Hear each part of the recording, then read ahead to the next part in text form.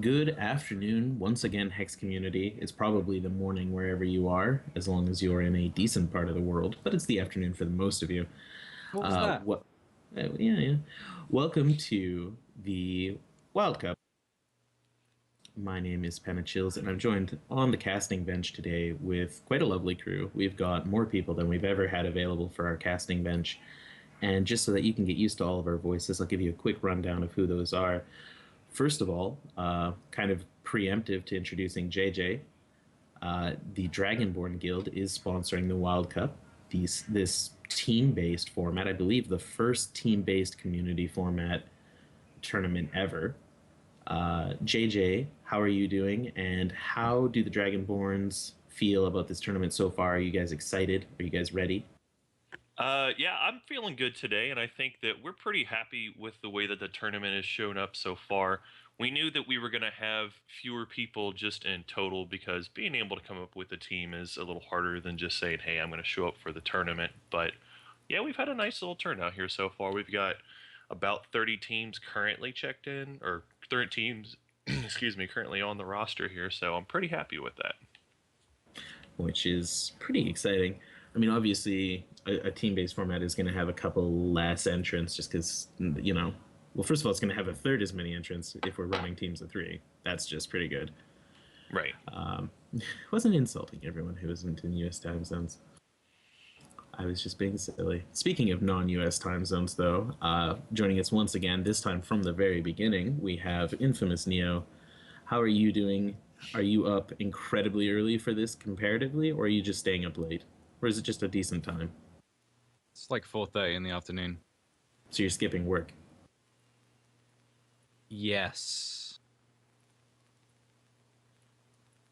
How are you feeling this morning, Mr. Infamous Neo? Are you having a good day? Are you ready to showcast some matches? Are you excited for the team-based format? I don't know what's going to happen. Like, it's interesting because you'll assume there is some sort of meta game because decks are good, right? Decks are good, so therefore people play them. But then you've got this weird dynamic, obviously, where they can't share cards. So, and then the other dynamic of the fact that people have to remain in the same positions throughout the entirety. So it could just be like some matches could be bonkers and some could be whitewashes. So yeah, it's going to be interesting. Yes, and hopefully we get to watch some of those more interesting matches. Although seeing a whitewash is something that happens all too often on the casting bench. It's like let's find the best game available and see what happens. And no, it was the game that's already over in three turns. But we'll be looking for the best matches available across all of the Twitch streamers who are showing up for the Wild Cup, and anybody who decides to turn their stream on. It fantastically appreciated. And speaking of streamers, we have for the first time on the casting bench joining us another prolific streamer, HackyChannel. Welcome to the casting bench. How are you doing this morning? I know it's very early for you because it's very early for me. If I were more of a morning person, this would be probably not early, but being a nocturnal video gamer, that tends to be true. Yes. It's good to have you here today. Are you excited to cast some matches? Indeed, I am. As you mentioned earlier, this is going to be an interesting meta as people probably pick two decks and go. The third one, you guys are using some of my cards. What do I do? I don't expect it to be super different, but as all tournament formats tend to be, there'll probably be some slight neat things that we may see different from normal decks, as my teammate might be using half or all of a play set of what I want to use. I, we actually we already had a couple of interesting scenarios where people were sharing shards by mistake. There was some crackling vortexi that were spread across too many deck lists. People didn't remember quickly enough that those were, of course, not basic shards. So they fit into the four of rule. But like JJ, Hacky, and Paul mentioned, a team format is going to be very interesting. We cannot It's 3:30 for Magic Gaz. Okay, it's not early for everyone. It is. It's just a little bit early for me, and I was whining about it. That's all. So you guys know the lists, right? And we will get those shared up with you guys here pretty soon. So you Well, and before you do that, I will say, without that knowledge, that kind of what I'm expecting is like you've got three very strong decks that kind of fit into this format quite well. Like you've got your mono sapphire, you've got your ruby wild, and you've got your blood diamond. Obviously, mono sapphire very strong. There are sort of two different strong ruby wild decks. You've got your Goremaster variant, and you've got your Rootfather kind of variant, and then obviously blood diamond control as well. That gives you sort of a like a triumvirate of metagame decks that could fit into this tournament. So I'm kind of expecting to see a few people probably running those three variations. You can't really get away with, I don't know, in my opinion, you can't get away with not giving the Sapphire deck all the Sapphire cards because that's kind of just what it does. So if Mono Sapphire is there, you're probably not going to see Sapphire elsewhere. Yeah, it's hard to think that there will be. I haven't looked at the deck list yet, anyway, so I feel comfortable talking about this. Uh, I feel like there won't be like a mono sapphire and a sapphire wild, sapphire ruby, sorry, uh, gore feast, because they essentially share a lot of the power sapphire cards. There are a few decks out there that really just are out there. The Kaldheim Robot aggro deck is one example that doesn't share very many cards with any other decks. It's true, and I imagine we'll see a couple of people playing that at the very least because it fits into like you said, it just kind of slides in. Like no matter what the other two are playing, it's very unlikely that they're also running Mimeobots and Electroids. So that is going to be fairly interesting on the whole. JJ, are there any particular decks that you think could slip in as like a rogue outlier here? You have looked at the deck list a little more extensively by now, I'm sure. So I've peeked at a few of them. I actually was starting to look at some of the summary info and stuff, and there was some problems there. But in any case, the thing that I would expect is we're probably going to see some more people that took mono shard decks that normally wouldn't. We when you have these and you can't, there's so many core cards that you want to share if you're going to play a 2 shard deck. Where I think we're going to see a number of teams that said, okay, this player or these 2 players are going to play the mono shard decks, and we'll figure it out with the 1 or 2 other players on what kind of flexible cards we want to go with their strategies. all right. So since we're getting close, there's 20 minutes left to register. I just want to remind everyone your team captain does have to show up. If they're not awake yet or they're not at the computer, make sure you give them a call because sometime in the next 21 minutes as of me speaking, probably 20 or 19 minutes by the time Twitch delay gets this to you, there looks like there's 4 teams that haven't checked in now. One of them checked in while I was discussing this.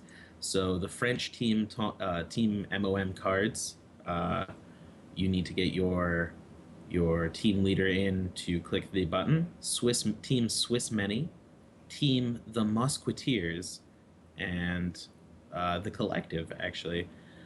So I'll send those guys a message on on Skype.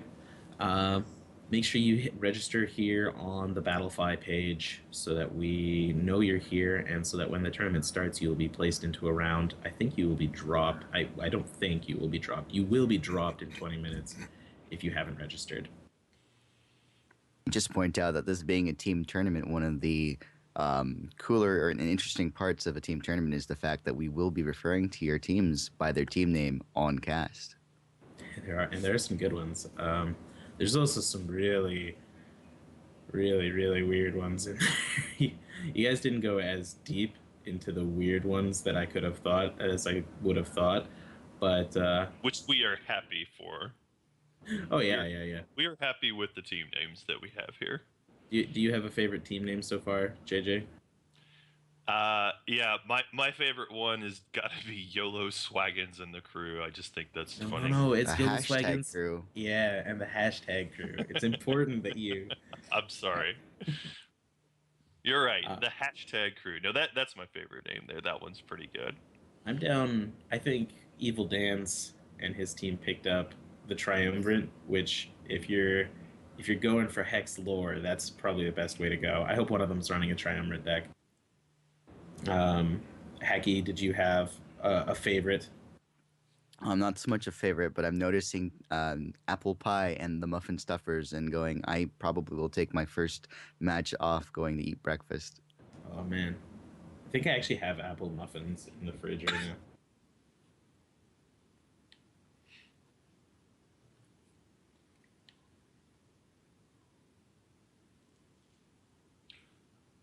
Yeah. Also give a shout out to Dragonborn Team B Earded. I thought that one was pretty good too. I mean, I'm really liking Andrew / the Yeti / X-Man. I think it's got a nice ring to it.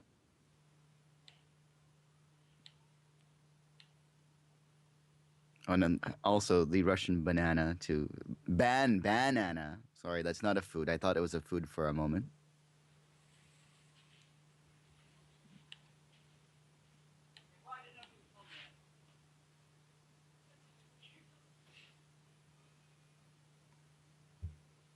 Team Banana. Sorry, I just got caught up. I just got an interesting message there in a second, which I I cannot wait to share with some people. But it's secret for now.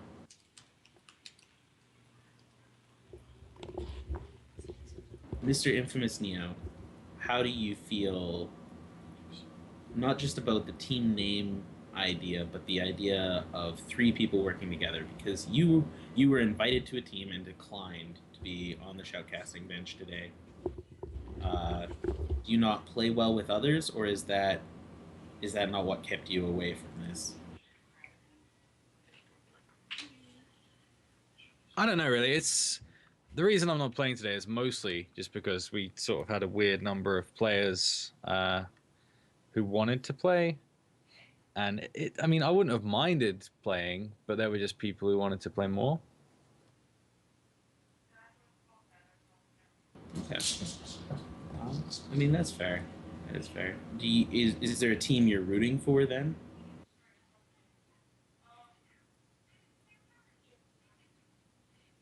I don't know, man. There's a team I'm rooting against. That seems very British of you. That is not surprising to We me at all. we don't root for things over here, man. We We're just we angry just that see our the thing football that we teams don't lose. want to win, and then we go against that one. It's not a case of supporting a team. It's tearing down the ones you want to lose. That's more what it's about over here. Looks like Meet the Future is sad that they didn't manage to do 3 decks with the same shard combination.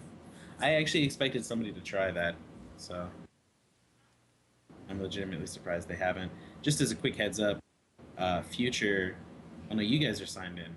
It's not. It's Deck of Many Things, Peace Tinker, and Canathan who have not signed in yet. Once again, the French team, Team Mom Cards, Swiss Many, and the Musketeers, you have not signed in yet. Swiss many. Swiss Many? Maybe I'm mispronouncing team names. Swiss many. That's like a combination of Switzerland and Germany. I see. I see. No, I don't get it. Well, you're Canadian. No, I mean, I do get it. I was just being silly. So shortly after the Wild Cup concludes, we will announce the prizes for the Cup of Fate Invitational, so that people are aware that that will be going down. So good luck to everyone who's going to be playing in about 15 minutes. I'm looking forward to the Cup of Fate. I want to see the Invitational, the cream of the crop, really come together and play at kind of the top 64 tournament. What kind of crop has cream? A corn crop. Have you ever heard of creamed corn? No.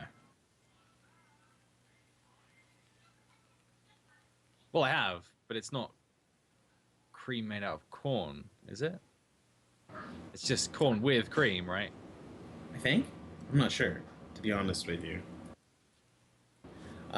Completely off topic, but it just seems like a weird phrase. Like, what crop has cream? That phrase came into existence.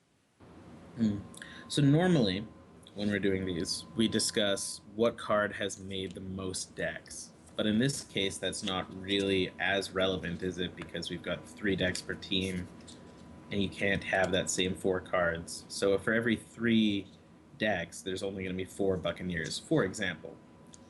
So, JJ, do you feel like there's any card that's going to stand out now above, even with that like idea that there's 225 different cards in, as opposed to just the regular 60 or the regular 75?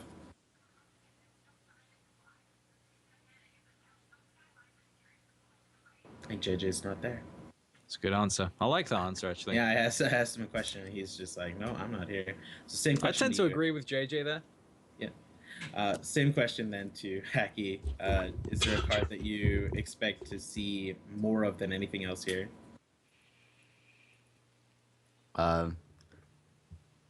That's the really odd question for a very much larger deck pool. Exactly.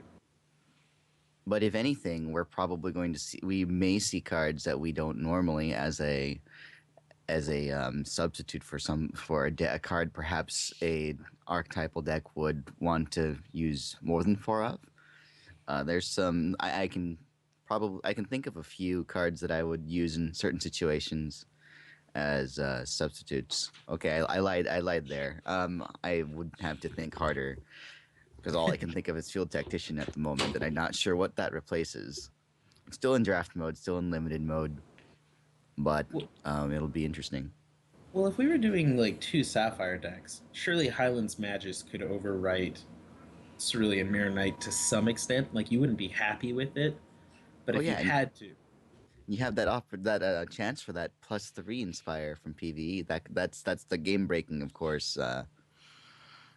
Inspire that you can get totally overpowered and stuff. I could be proven wildly wrong here. Wildly wrong. But I see the joke. Yeah, see that? Because it's the World Cup. But I feel like if you're trying to win this event, you're not taking 2 Sapphire decks in, unless the fringe case that you're running Sapphire because of Bertram and you're running artifacts. Like, you can't. I don't think you can build a troop-based or a troop-centric deck that works around Sapphire troops and be serious about this event right now, because you're weakening the other deck to the point where it's basically unplayable. Like, you need Mirror Knight and Buccaneer in the same deck, in my opinion. And again, I could be proven horribly wrong, but I feel like if you're running a second Sapphire deck that isn't just a little bit of Sapphire, then you're probably not going to have a good time. Sapphire just has the most synergy with itself, I think, in terms of all of the shards. I think the most likely scenario would be we could see some people who decided, hey, I want to have a 2-shard deck that is, for example, Ruby Wild, and you have another player who says, okay, I want to have a single shard deck that's mono Ruby. Some of the cards that you would want from those 2 strategies are different enough that you might be able to make that work out. You might also possibly be able to do like a mono Sapphire along with, for example, a Sapphire Ruby. You'd end up having to make some concessions because, like Penta said, you wouldn't be able to have Mirror Knight for both of those decks. But there's enough cards that you could possibly make something like that work if you wanted to have like a Gore Feast deck with a mono Sapphire. I mean, you could definitely try to make it work, but why make concessions when you can just take a deck that isn't hindered at all from? Yeah, I think that one's the probably shards. Weaker argument. But the one that I think does hold water is like Wild Ruby with Mono Ruby, for example. I think would be something you could choose to do. and you wouldn't see a lot of overlap in the cards that those strategies want. That's true. But I think specifically Sapphire is just really hard to share Sapphire. Like the other shards, I can definitely see multiple people playing those shards, but just Sapphire is so hard Yeah, to not just give all the cards to the Sapphire player. there's only so many counter magics, and that one's pretty key for a lot of matchups for that deck. Meet the Future in chat is saying, in response to Grimfire, who asked if we thought if most people stacked 2 decks and then left one member with like a less powerful deck or spread the power out evenly, so forth and so forth. Meet the Future is saying their team had 5 decks that didn't intersect, so or almost didn't. So I mean, there was definitely options here. And looking through a little bit of the list earlier, like just between the comments we've had now, I've seen there really is a lot of variance coming up here. Yeah, Dark Shadow saying we can easily, or you can easily build 3 strong decks. I agree, but I tend to agree with JJ and Paul here. I think Sapphire, you you have so many power cards that are powerful, especially in combination with each other. Like it's hard. It's not impossible, but you kind of want Time Ripple and Buccaneer together. Like if you want Buccaneers, you also want Time Ripples. That's not always the case, but it's often the case. But I get Time yeah. Ripple, you get Buccaneer, you get Counter Magic, I get Verdict. Split it down the Yeah, middle. there you Works, go. right? That definitely does work. Although then you open yourself up to, well, I needed counter magic here. Like the counter magic verdict one, that's definitely something that you often expect both or neither. But that is traditionally my way of thinking about it. It's not the right way by any stretch. To go along with the comment where teams can spread their card pools. It's a lot more apparent in team sealed type tournaments where the three teammates have a card pool to split. That definitely does happen. I think there is a live WoW TCG team sealed where we went.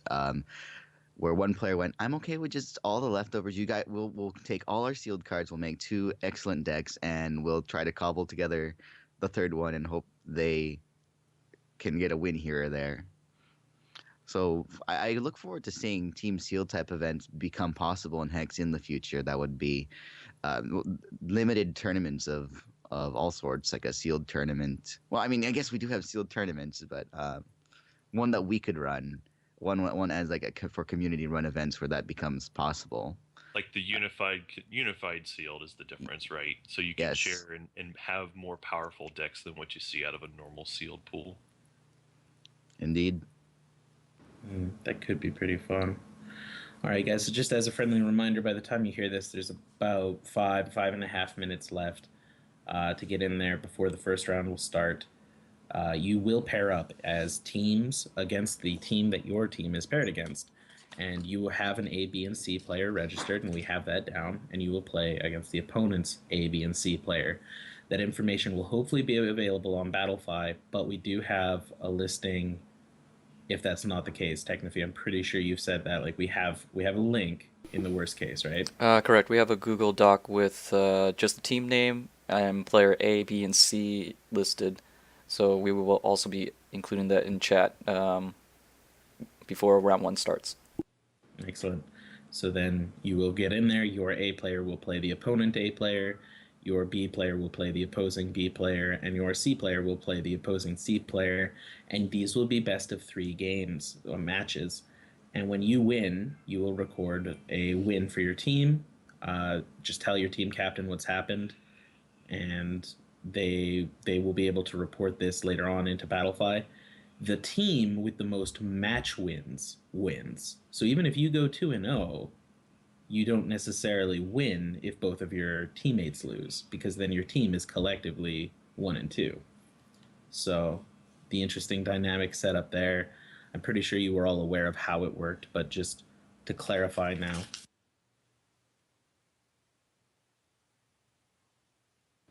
I think that would be, for me personally, that would be the worst. Would be crushing my opponent and then and then my teammates were like both 1-1 in their matches, and having to worry like, but I won. Why am I not going to the next round? I won.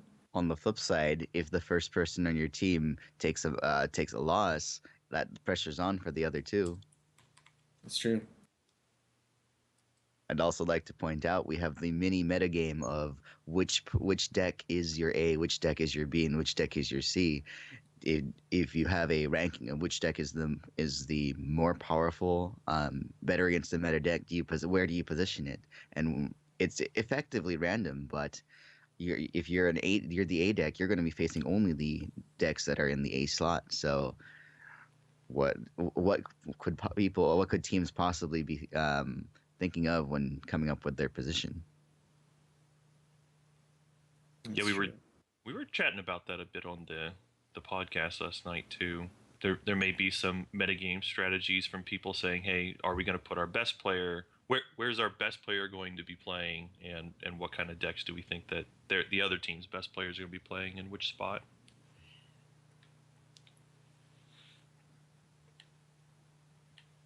Is the team captain the A by default? I forget if we had it set up that way. You'd have to ask somebody more technically adept than me. I didn't pay much attention.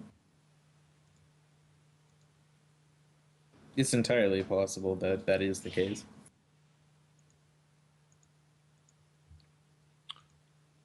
I think the drop down for registration had like you select which players A, B, and C, and that wasn't necessarily your team captain on Battlefy. Gotcha.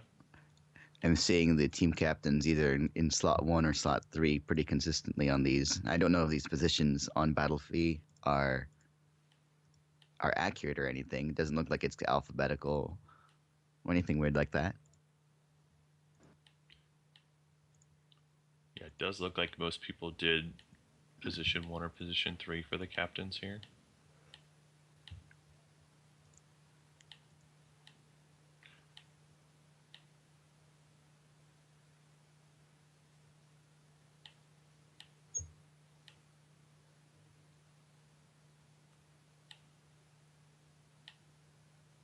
Yeah, just from looking at a couple of these, that I'm pretty sure I know who the captains are. Yeah, I'm pretty sure it's showing just the star for the captains. So yeah, it's pretty consistent about position 1 and position 3 there for the captains.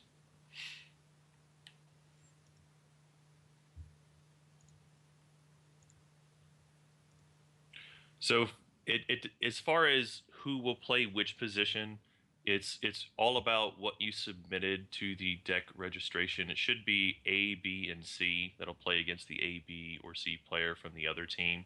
So that's what we're going to go by. That's the important thing here. Just to answer one of the questions in chat. So it's about a minute left here, and I'm interested to see if Battlefy starts itself automatically or if we have to click a button. I'm okay with either, but I'll be paying attention to that for just a moment. Then we'll be getting into our first featured match as soon as possible. JJ, if you want to go and find a featured match for us to watch here real quick. For the first round, for those of you that weren't here earlier for our private discussion, we will be doing casting of 3 teams each. Three casters for each match. So Hacky will sit out the first one, I'll sit out the second one, JJ will sit out the next, Paul will sit out the next, so forth and so forth as we go down the line, just so you understand why somebody's going quiet every now and then. All right, looks like registration is over.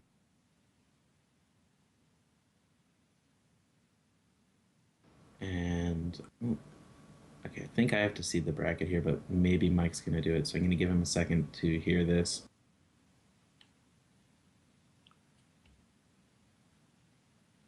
Just to answer one of the other questions there, Zagarius, yeah, we generally tell people to go ahead and keep the stream running, but try not to listen in if you can. We do commentate on the game that is being featured.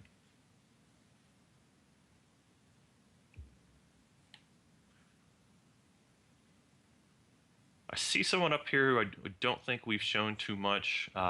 Maybe give them some love for streaming here for us. Lackey82 for the first round.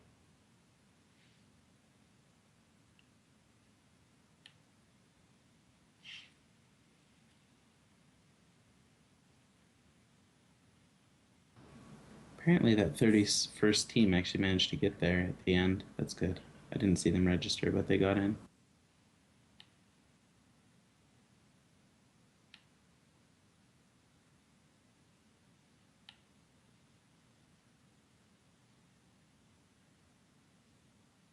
Okay, it looks like pairings are up for round 1.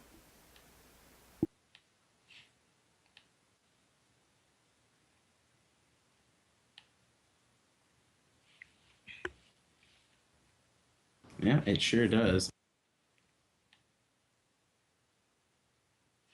So if everyone wants to get in there and find your first rounds real quick, there is a link to the spreadsheet for your captains in the Twitch chat, which shows the ABC players.